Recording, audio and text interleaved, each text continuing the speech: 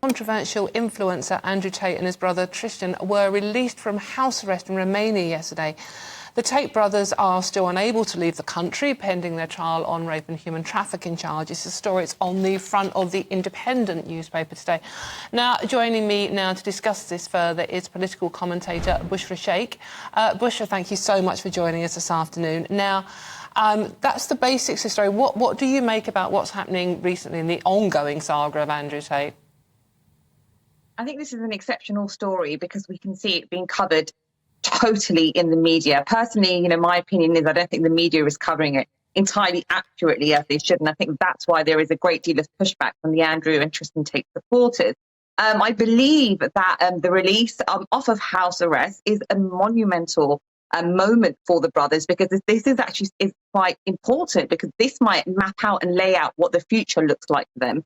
I'm just going to say that it's totally unfair the way in which these brothers have been dehumanized, and the rhetoric and the language that has been used for them. The witch hunt has been astronomical on social media, and I genuinely just do not understand why there is just so much hostility. And I get that they have allegations on them. I get all of that stuff. But ultimately, Andrew Tate's message for young men is a very important one, a crucial one that we need in Great Britain today. And I find that people are not quite understanding what his message actually is.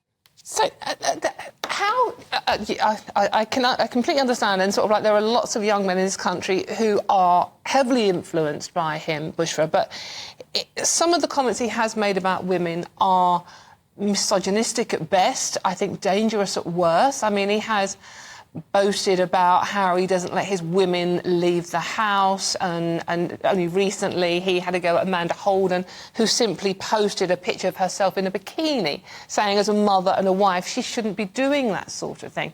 At the same time posting a video of himself strolling to his celebration meal wearing nothing but a pair of boxer shorts.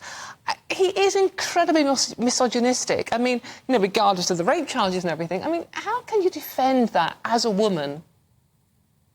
Well, firstly, I'm just going to start by saying that I don't actually find him misogynistic at all. I believe that he has traditional values that are very different from, let's say, the wider society as a whole in the West. He propagates a different lifestyle. I do not find what he says misogynistic at all. In fact, it's quite traditional. And going to the point of Amanda Holden, that was his opinion. He's allowed to say that. We live in a society of free speech. What he said was his opinion. That's how he feels. I personally actually agree with him.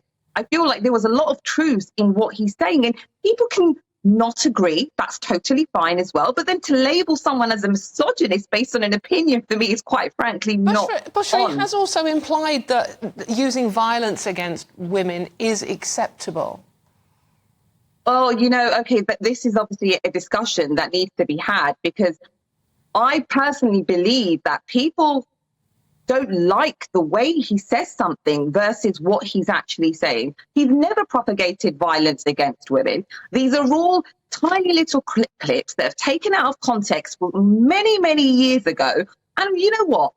Social media is one of those places that sometimes we say things and later on, actually, it can be misconstrued and misinterpreted. Like, honestly, Dawn, I think a lot of his information is so misunderstood. And it will